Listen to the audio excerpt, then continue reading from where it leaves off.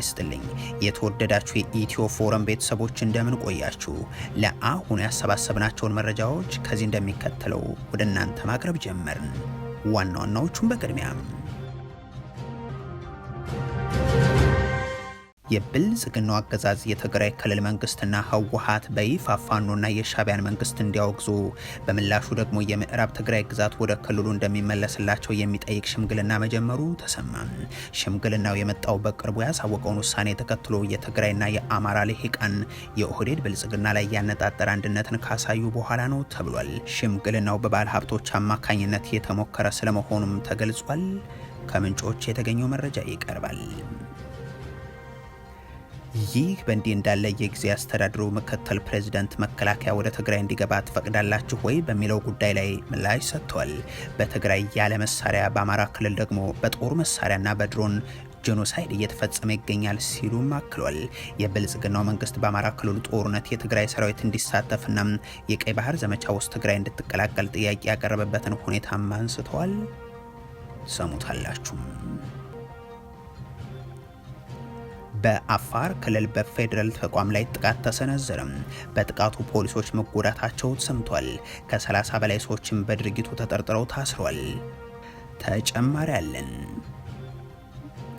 ብልጽግና በሽተኛ የኤርትራ ስደተኞች ተቀላቅለው እየመጡ ነው ሲል ገለጸም። ጠቅላይ ሚኒስትር አብይ አህመድ በሽተኛውን ከጤነኛው ለመለየት አስቸጋሪ ሆኗልም ብለዋል። ሌላኛው መረጃችን ነው።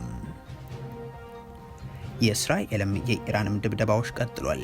በዱባይ የአሜሪካ ቆንስላ የኢራን ድሮን ጥቃትን አስተናግዷል።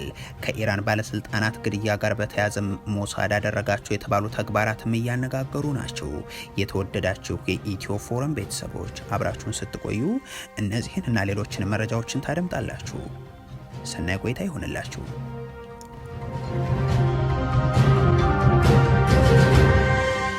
የብልጽግናው አገዛዝ የትግራይ ክልል መንግስትና ህወሓት በይፋ ፋኖና ሻዕቢያን እንዲያወግዙም በምላሹም የምዕራብ ትግራይ ግዛትን ወደ ክልሉ እንደሚመልስላቸው የሚጠይቅ ሽምግልና መጀመሩ ተሰማ። ሽምግልናው የመጣው በቅርቡ ያሳወቀውን ውሳኔ ተከትሎም በተለይም በትግራይና የአማራ ልሂቃን በኩል የኦህዴድ ብልጽግና ላይ ያነጣጠረ አንድነት ካሳዩ በኋላ ነው ተብሏል። ሽምግልናው በባለ ሀብቶች አማካኝነት እየተሞከረ ያለ ስለመሆኑም ተሰምቷል። ከበርካታ የሀገር ውስጥ ኃይሎች ጋር ጦርነት ውስጥ የሚገኘው አገዛዙም የተተኳሽ እጥረት ገጥሞታል የሚሉት ምንጮች የጦር መሳሪያና ጥይት ለመግዛትም በሞሮኮ፣ በአዘርባይጃን፣ በቱርክ፣ በቤላሩስ እና ሩሲያ ልዑካን ልኮ ሲጠይቅ ከርመዋል ይላሉ። በየአቅጣጫው እያደረገ ያለውና ለማስጀመር እየተዘጋጀ የሚገኘው ጦርነትን ተከትሎም ተጨማሪ ዝግጅት እያደረገ እንደሆነ የሚገለጽለት የብልጽግናው መንግስት የአማራ ክልል ወቅታዊ ሁኔታናም የጦር መሳሪያ እጥረቱ እንደዚሁም ከሰሞኑ በፌዴሬሽን ምክር ቤት በኩል ያሳለፈው ውሳኔም እቅዱን እንዳዛቡበት ተሰምቷል። በዚህም መሰረት ጊዜ ለመግዛት በማሰብ አገዛዙ ሰዎችን ማሰማራት እንደጀመረናም በባለ ሀብቶች የሚመራ ስብስብ ንግግር እንዲጀምር ማድረጉንም የኢትዮ ፎረም ምንጮች ገልጿል። ይህ የሚመራው ደግሞ በመከላከያ ደህንነቱ በኩል ነው ተብሏል። ሁለት የአማራና በርከት ያሉ የኦሮሞ ተወላጅ ባለ ሀብቶች በስልክና በጽሁፍ የተሸማግሉ ጥያቄ ያቀረቡ ሲሆን የብልጽግናው አገዛዝም ለትግራይ ክልል ያቀረበውን ቅድመ ሁኔታ በቀጥታ ያብራራ ስለመሆኑም ተነግሯል። በዚህም የፌዴሬሽን ምክር ቤትን ውሳኔ ለመቀልበስ መንግስት ፈቃደኛ እንደሆነና የትግራይ ክልላዊ ግዛት ከጦርነቱ በፊት ወደ ነበረበት እንዲመለስ እንደሚያደርግ ገልጾ ቅድመ ሁኔታዎችን ማስቀምጧል ይላሉ ለጉዳዩ ቅርበት ያላቸው ምንጮች። በመጀመሪያ ትግራይ ብልጽግናን መታገል ስህተት ነበር ማለት አለበት የሚለው የተቀመጠ ሲሆን ኤርትራና ፋኖን በይፋ ማውገዝ ደግሞ ሌላኛው ቅድመ ሁኔታ ነው ተብሏል። እንዲህ ያለ ሁኔታ ውስጥ የገባው አገዛዙ ጦርነት ለመክፈት ሰራዊቱን ሳይቀር ሲያጓጉዝ ከሰነበተ በኋላ ያደረኩት የጦርነት ዝግጅትና የሰራዊት የቅንጅት በቂ አይደለም በሚል ተጨማሪ ጊዜ እንደሚያስፈልገውም በማመን ወደ እንዲህ ያለ ተግባር መግባቱን ምንጮቹ አክሏል። የብልጽግናው መንግስት ፖለቲካዊ ውይይት እንዲደረግና ጦርነትን እንዲያስቀር በአፍሪካ ህብረትና በሌሎች አካላትም ሲጠየቅ አርፋችሁ ተቀመጡ ያለ ሲመልስ እንደነበር ዘ ኢኮኖሚስት በቅርቡ መዘገቡ አይዘነጋም። በተለይም ጠቅላይ ሚኒስትሩ ጦርነትን የስልጣናቸው ምንጭና ማስተዳደሪያ ስልት አድርገውታል የሚሉት አስተያየት ሰጪዎች አሁን አካሂደዋለሁ በሚል እየተዘጋጁበት ያለው ጦርነት በበቂ ሁኔታ ሳይዘጋጁ በጠላቶቻቸው ቀድሞ እንዳይተኮስባቸው ለማድረግ የሚያስችል ስልት የቀየሱ ሲሆን አንዱም በሽምግልና ሰበብ ማቆየት ነው ይላሉ። ባለሀብቶቹ ይህንን ቅድመ ሁኔታ እያቀረቡ ያሉትም ለትግራይ ሰራዊት አመራሮች እንደሆነ የሚገልጹት ምንጮቻችን እነዚህ ባለሀብቶች የታዘዙትን ለማድረግ ወደ ትግራይ ሳይጓዙ ጥረት አድርገዋል ይላሉ። በዚህም ደብዳቤና የስልክ ልውጦችን ሲያደርጉ መሰንበታቸውን የትግራይ ክልል መንግስትና ህወሓትን በይፋ ፋኖና ሻቢያን እንዲያወግዙም ከነዚህ ኃይሎች ጋር ይሰሩ እንደነበርም ጠቅሰው ይህም ህገ መንግስቱን የጣሰ ወንጀል ነው ብለው እንዲያምኑ ከዛም የፌዴሬሽን ምክር ቤት የወሰነውን ውሳኔ እንዲሻር እናደርጋለን የሚል ሀሳብ ተጠቅሶበታል ተብሏል። ይህ በእንዲህ እንዳለ የጊዜያዊ አስተዳደሩ ምክትል ፕሬዚደንት ደግሞ መከላከያ ወደ ትግራይ እንዲገባ ትፈቅዳላችሁ ወይ በሚለው ጉዳይ ላይ ምላሽ ሰጥቷል። በትግራይ ያለ መሳሪያ በአማራ ክልል ደግሞ በድሮንና በከባድ መሳሪያ ጄኖሳይድ እየተፈጸመ ይገኛል ሲሉም ተናግሯል። የብልጽግናው መንግስት በአማራ ክልሉ ጦርነት የትግራይ ሰራዊት እንዲሳተፍና የቀይ ባህር ዘመቻ ውስጥም ትግራይ እንድትቀላቀል ጥያቄ ያቀረበበትን ሁነትንም አንስቷል። የክልሉ ጊዜያዊ አስተዳደር ምክትል ፕሬዚደንት አቶ አማኑኤል አሰፋም የክልሉ መንግስት ከቀናት በፊት የመከላከያ ሰራዊት ወደ ትግራይ እንዲገባ ተፈቀደ የሚለውን መረጃ ውሸትነት ጠቅሶ ማስተባበያ ስለመስጠቱ ማብራሪያ አቅርበዋል። በዚህም የፌዴራል መንግስቱ መግባት የሚችለው ህገ መንግስታዊ እውቅና ወደ ሰጠው ክልል ነው። አሁን ግን ትግራይ የፌዴራል ስርዓቱ አካል እንዳትሆን ተከልክላለች ብለዋል። በትግራይ ዙሪያ በርካታ ኃይልን ማስፈሩን ቀጥሏል እንጂም የኢትዮጵያ መንግስት መከላከያ ኃይል ወደ ክልሉ ልግባ የሚል ይፋዊ ጥያቄ አላቀረበም የሚሉት አቶ አማኑኤል ትግራይ ወደ ህገ መንግስታዊ ስርዓቱ ሳትመለስ የፌዴራል የጸጥታ ኃይል መግባትም ህገ መንግስታዊ አይሆንም ሲሉም አክሏል። ትግራይ የጦርነት አውድማ ለማድረግ ፈቃደኞች አይደለንም። በቃ ይሄ ነው በቃ አቋሙ። ትግራይ ክልላዊ ቁመናውን አልፈጠረም። ከኢትዮጵያ መንግስት ጋር የነበረን ችግር አልተፈታም። የተኩስ ማቆም ስምምነት ያደረግነው ትግራይ እኮ የፌዴራል መንግስት አካል አይደለችም። በዚህ ሰዓት ትግራይ በውክልና ውስጥ የለችም፣ የትም ቦታ የለችም። በፌዴራል መንግስት ደረጃ ወደ ህገ መንግስታዊ ስርዓቱ ወደ ሀዲዱ ትመለሳለች። በፕሪቶሪያው ስምምነት ነው ስምምነቱ። የኢትዮጵያ መንግስት በትግራይ ላይ ጄኖሳይድ ፈጽሟል። ያ ችግር ሳይፈታ ያ መልክ ሳይዝ የኢትዮጵያ መንግስት ወደ ትግራይ የሚገባው እውነትም ትግራይን እንደ አንድ ክልል ችግሮቿን ተፈቶ ከሌላ አካል ለመዋጋት ነው ወይስ ሌላ ጄኖሳይድ ለመፈጸም ነው ወደ ትግራይ የሚመጣው? ምን ጋራንቲ አለ? የህወሓትና የጊዜያዊ አስተዳደሩ ምክትል አቶ አማኑኤል በቅርቡ የብልጽግናው መንግስት በአማራ ክልል የዘር ማጥፋትን እያከናወነ እንደሆነ ተናግረው እንደነበር ይታወሳል። አሁንም አመራሩ በተለይም በአማራና በትግራይ በአፋር እስከ ኤርትራ ድረስ ባለው ማህበረሰብ መካከል እርስ በርስ ግጭትና ጦርነት እንዲቀጥል ያለው ፍላጎትን አሳይቷል ሲሉ ገልጸው በዚህ ወቅት በትግራይ ክልል ጦር መሳሪያ የማይተኩስበት ግን ነዳጅም በጀትም መድኃኒትም የከለከለበትን ጄኖሳይድ እየፈጸመ ነው ሲሉም አንስተው በአማራ ክልል ላይ ደግሞም ሆነ ተብሎም ንጹሃን ላይ መሳሪያ በመጠቀም ጄኖሳይድ እየተፈጸመ ይገኛል በማለት አስረድተዋል። በድሮን በለው ከባድ መሳሪያ በለው አሉ የሚባሉ የጦር መሳሪያዎች አማራ ክልል ውስጥ በከተማም ሆነ በገጠር ከፍተኛ የሆነ ፍጅት ሲፈጸም እያየን ነው ያለው። ከፍተኛ የሆነ ፍጅት በተሰበሰቡ ንጹሃን ላይ የሚፈጸም ነገር ነው።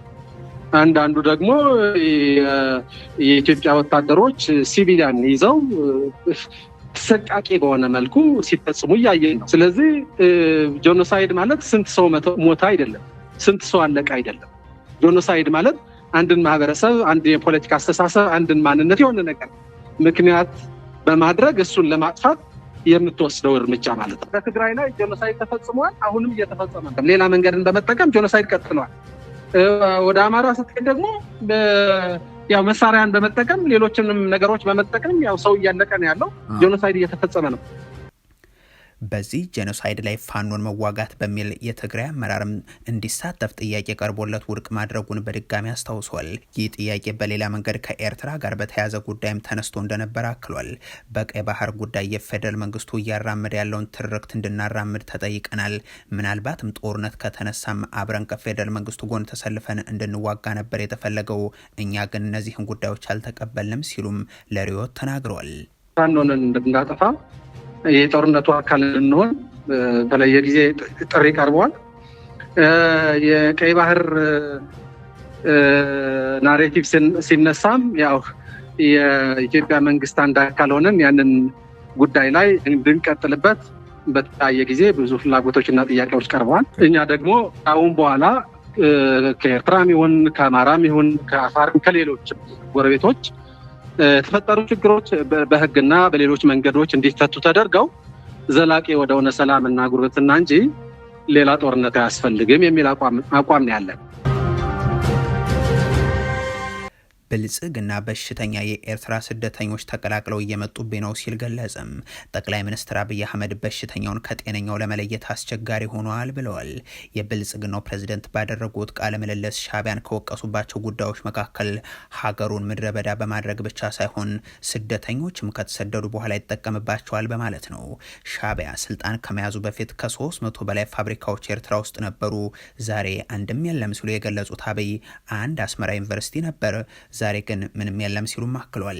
የልማት ሽታን የማያውቀው የኢሳያስ መንግስት ስደተኞችንም የሚያሳድድ ነው የሚለውን ምን የጠቀሱት የኤርትራ ህዝብ ሀገሩን ትቶ እየተሰደደ ነው። ዩጋንዳ፣ ሱዳን፣ ደቡብ ሱዳን፣ ኬንያ፣ ኢትዮጵያ እየወጡ ነው። ሀገሪቱ ባዶ እየሆነች ነው። የተሰደዱ ኤርትራውያን በስደት ላይ ሰርተው እንዳይኖሩ እንኳን ከነርሱ ጋር ሰላዮችን ጭምር እያላከ ነው በማለትም ከሷል። ኣብዚ ኣብ ኢትዮጵያ ኤርትራውያን ከም ሃገሮም ክሰርሑ ከለዎ ዝብል አቋም ሂዝና ነርና ጸገም ዝፈጥር ዘሎ እዚህ ኢትዮጵያ ውስጥ ኤርትራውያን እንደ ሀገራቸው ይስሩ የሚል አቋም ነበረን።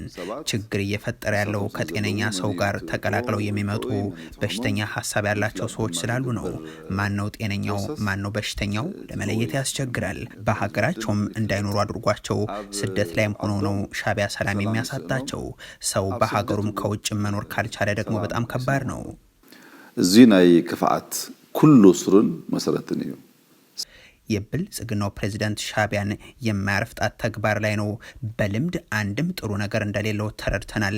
ዳግም እድል አንሰጠውም፣ ከሞከረ ግን የመጨረሻው ሙከራ ይሆናል ሲሉ መናገራቸውን መዘገባችን የሚታወስ ነው። በአፋር ክልል በፌዴራል ተቋማት ላይ ጥቃት ተሰነዘረም። በጥቃቱ ፖሊሶች መጎዳታቸው ተሰምቷል። ከ30 በላይ ሰዎችን በድርጊቱ ተጠርጥረው ታስረዋል ተብሏል። ኢትዮጵያን የታጣቂ ኃይሎች ምድር ያደረጋት ብልጽግና በርካታ አካባቢዎችን የትጥቅ ትግልና የሸማቂዎችም አድርጓል። በዚህ ወቅት የታጣቂዎች ምድር ከሆኑት መካከልም አንደኛው የሆነው የአፋር ክልልም አብይ አህመድ ከትግራይና ኤርትራ ጋር የከፈቱትን ቀውስ ለማስፈጸም የመረጡ የውክልና የጦር ሜዳቸው እንዲሆን ከወሰኑበት ውለው አድረዋል። ወደ ክልሉ በመሄድም ራሳቸው ታጣቂ ኃይሎችን እያደራጁና መመሪያ እየሰጡ መመለሳቸው የሚዘነጋ አይሆንም። ከዚህ በተቃራኒ ደግሞ የብልጽግናን አገዛዝ ለመቃወም የተደራጁና የክልሉ መንግስት የቀድሞ ከፍተኛ ባለስልጣናት በነበሩት ሀጂ ኢብራሂም የሚመራ ታጣቂ ኃይል አገዛዙን ለመዋጋት ወደ ኢትዮጵያ ከገባም ሳምንታት ተቆጥሯል። የአፋር ክልል ፖሊስ ኮሚሽን መኪና ጭምርን ይዞ ወደ ኤርትራ ተሻግሮ የነበረው ታጣቂ ኃይሉ ከሻዕቢያ መንግስት ሌሎች ተሽከርካሪዎች ተጨምረውለት ወደ ኢትዮጵያ ግዛትም ገብቷል። ታጣቂ ኃይሉን የሚመሩትና የመከላከያ ሚኒስትሯ አይሻ መሐመድ አጎት የሆኑት ሀጂ ኢብራሂም ሰሞኑን ለአፋሮቹ ባሰራጩት መልእክት የአብይ አህመድ የኦህዴድ ብልጽግና ወደ አፋር ክልል ገብቶ ምርጫ የሚያካሄድ ከሆነም በምርጫ ቦርድ ላይ እርምጃ እንወስዳለን ሲል መቆየቱን ምንጮች ነግረውናል። ይህንን ተከትሎም በአፋር ክልል የተጓጓዘና በፖሊስ ይጠበቅ የነበረ በአንድ ጣቢያ የተከማቸ የምርጫ ቦርድ ቁሳቁስ ጥቃት ደርሶበታል ተብሏል። አፋር ክልል ውስጥ ዳሎል ወረዳ ዞን 2 አዶኳ በተባለ ከተማ ባሳለፍነው እሁድ ለሰኞ አጥቢያ ከሌሊቱ 6 ሰዓት አካባቢ ላይ በምርጫ ቦርድ ጣቢያ ላይ የተፈጸመው ጥቃት የሁለት ፖሊሶችን አካል ሲያጎደል ንብረቱ በጠቅላላ ወድሞታል ሲሉም የአካባቢው ምንጮች ለኢትዮ ፎረም ተናግሯል።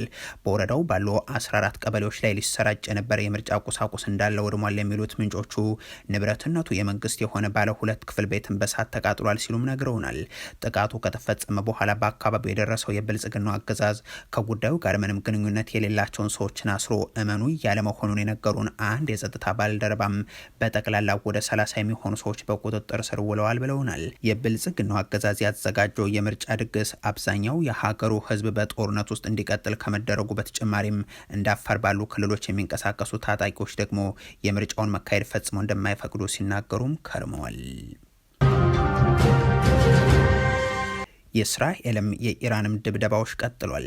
በዱባይ የአሜሪካ ቆንስላም የኢራን ድሮን ጥቃትን አስተናግዷል። ከኢራን ባለስልጣናት ግድያ ጋር በተያያዘ ሞሳድ አደረጋቸው የተባሉ ተግባራትም እያነጋገሩ ናቸው። ኢራን በአረቡ ዓለም ጭምር ውግዘትን ያስከተለባትን ማንንም ያለ የጥቃቷን አከታትላ ወደ መካከለኛው ምስራቅ ሀገራት እያደረሰች ነው። የአሜሪካ የጦር ሰፈሮች ብቻ ሳይሆን የአሜሪካ የሆኑ ነገሮችን ሁሉም ኤምባሲዎችን ጨምሮ ኢላማዎቿም አድርጋለች። በሳውዲ አረቢያ የአሜሪካ ኤምባሲ መጠቃቱ የሚታወስ ነው። አሁን ደግሞ ኢራን በተባበሩት አረብ ኤሚሬቶች ዱባይ በሚገኘው የአሜሪካ ቆንጽላ ጽሕፈት ቤት ላይ የድሮን ጥቃት አድርሳለች። ጥቃቱን ተከትሎ የተነሳው እሳት በቁጥጥር ስር መዋሉን ግን የአካባቢው ባለስልጣናት አሳውቋል። ሰው ላይ የደረሰ ጉዳት እንደሌለም ተገልጿል። ላለፉት ጥቂት ቀናት ብቻ በዱባይና አቡዳቢ ላይ በመቶዎች የሚቆጠሩ የሚሳኤልና የድሮን ጥቃቶች መሞከራቸውን የሀገሪቱ መከላከያ ሚኒስቴር ይገልጻል። ጥቃቶቹ በዱባይ ዓለም አቀፍ አውሮፕላን ማረፊያ፣ በጀበል አሊ ወደብና በታዋቂ ሆቴሎች እንደ ፌርሞንት፣ ዘ ፓልም እና በቡርጅ አልአረብ ላይ ጉዳትና እሳትን አስከትሏል። እስካሁን ባለው መረጃም 3 ሰዎች ሲገደሉ ከ60 በላይ የሚሆኑ ደግሞ ቆስሏል። እስራኤል በኢራን ቴህራን እንደዚሁም በሊባኖስ ቤሩት የምታደርገው ድብደባም ቀጥሏል።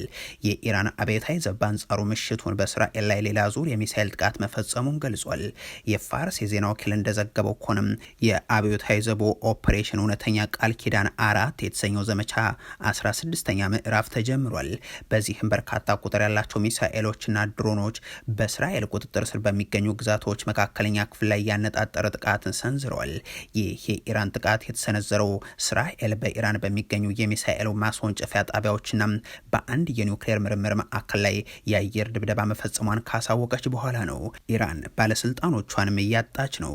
እስራኤል በኢራን መንገዶችና በአሊ ኻሜኔ ቤት ዙሪያ የሚገኙ የትራፊክና የደህንነት ካሜራዎችን በመጥለፍ የኢራን ባለስልጣናት እንቅስቃሴ ለዓመታት ተከታተል እንደነበር የፋይናንሻል ታይምስ የምርመራ ዘገባ ያመለክታል። እስራኤል የኢራን መሪዎች የት እንደሚሄዱ፣ መቼ እንደሚንቀሳቀሱና ከማንና ከማን ጋር እንደሚገናኙ በእነዚህ ካሜራዎች ትከታተል እንደነበርም ዘገባው ይጠቅሳል። በመጨረሻም ባሳለፍነው ቅዳሜ በተፈጸመ ጥቃት 50 አካባቢ የሚሆኑ መሪዎችን ለመግደል እንደተጠቀመችበትም ተብራርቷል።